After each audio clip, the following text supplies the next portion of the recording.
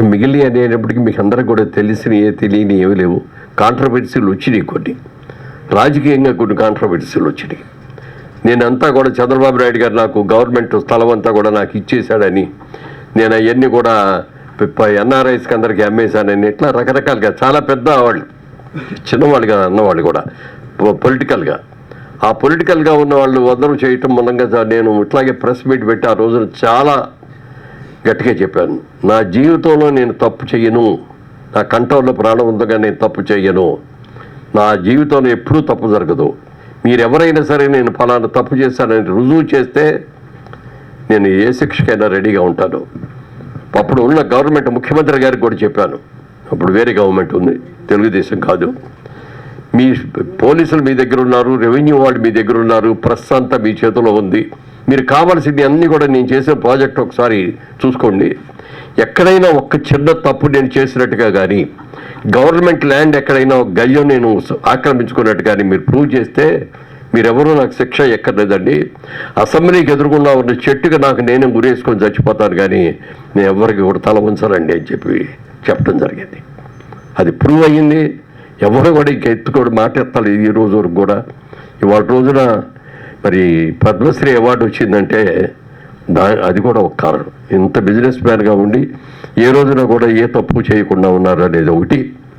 ఇందాక ప్రభు గారు చెప్పినట్టుగా నేను ఒకటే అనుకున్నా, 100 రూపాయలతో నా జీవితం ప్రారంభించాను. నేను ఈ 100 రూపాయలు లేని వాళ్ళు ఈ స్టేజ్కి వచ్చారు అంటే, ఈ స్టేజ్లో నిలబడ్డాలంటే నా పిల్లల్ని చదివించుకున్నాను, ఇళ్ళు కొనుక్కున్నాం, కార్లు కొనుక్కున్నాం, అన్నీ అయిపోయినాయి. నా బాధ్యతలన్నీ అయిపోయిన తర్వాత నాకు ఒక్కటే ఆలోచన వచ్చింది, ఈ డబ్బులన్నీ నాకు ఎక్కడి నుంచి వచ్చినాయి? మా అమ్మ నాన్న ఇచ్చినవి కాదు, ఇంకొకటి ఇచ్చినవి కాదు, సొసైటీ నాకు ఇచ్చిన డబ్బు నేను ఫీల్ అవుతున్నాను. అందుకని ఏ సొసైటీ అయితే నాకు ఇచ్చిందో అందులో నా సంపాదనలో కొంత భాగం నేను సొసైటీకి పేబ్యాక్ చేయాలి, మళ్ళీ తిరిగి ఇవ్వాలి అనే ఆలోచనతో ఏం చేద్దాం, ఎలా చేద్దాం అనుకున్నప్పుడు నాకు వచ్చిన ఆలోచన, చాలామంది విద్యార్థులు, బ్రహ్మాండంగా చదువుకునే విద్యార్థులు చాలామంది ఉంటున్నారు. 10th వరకు వాళ్ళ ఊళ్ళో వాళ్ళు చదువుకుంటున్నారు.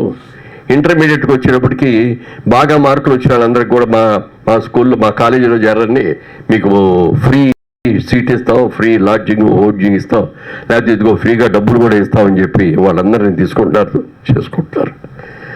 తర్వాత ఇంటర్మీడియట్ అయిపోయిన తర్వాత మంచి మార్కులతో పాస్ అయ్యి మంచి ఎంసెట్ ర్యాంక్ వచ్చిన తర్వాత ఒక ఎంబీబీఎస్ చదవాలన్నా, ఒక ఇంజనీరింగ్ చదవాలన్నా, ఒక ఐఏఎస్కి వెళ్ళాలన్నా, ఐఐటీకి వెళ్ళాలన్నా, ఎక్కడికి వెళ్ళాలన్నా కూడా మన దగ్గర డబ్బులు లేవు. ఎవరు ఎంత ఇస్తారు, ఎవరు ఉంటారు, చాలా అవుతుంది అది. పైగా వాళ్ళకి ఆ కోర్స్ అయ్యేవరకంటే 4 ఏళ్ళు 5 ఏళ్ళు పడుతుంది. అప్పుడు నాకు వచ్చిన ఆలోచనలో ముఖ్యంగా పేదవాళ్ళని, పేద అంటే పేదల పేద, ఒక వ్యవసాయ కూలీ పిల్లలు కానీ, ఒక లారీ డ్రైవర్ల పిల్లలు కానీ, ఒక బస్ కండక్టర్ల పిల్లలు కానీ, ఒక ఫ్యాక్టరీలో చేసే కార్మికుడి పిల్లలు కానీ, ఇలాంటి వాళ్ళ పిల్లల్ని, బాగా చదువుకున్న వాళ్ళని, 90% అబోవ్ మార్కులు తెచ్చుకున్న వాళ్ళకి, 10th ఇంటర్వ్యూ తెచ్చుకున్న వాళ్ళకి, ఎంసెట్ ర్యాంక్ 5,000 లోపు వచ్చిన వాళ్ళకి నా దగ్గరికి రండి, నేను ఇస్తాను అని చెప్పి నేను అడ్వర్టైజ్మెంట్లు చేయలేదు. ఎందుకు చేయలేదండి, ఇది 10 మందికి చెప్పకూడదు అనే ఉద్దేశం ఒకటి.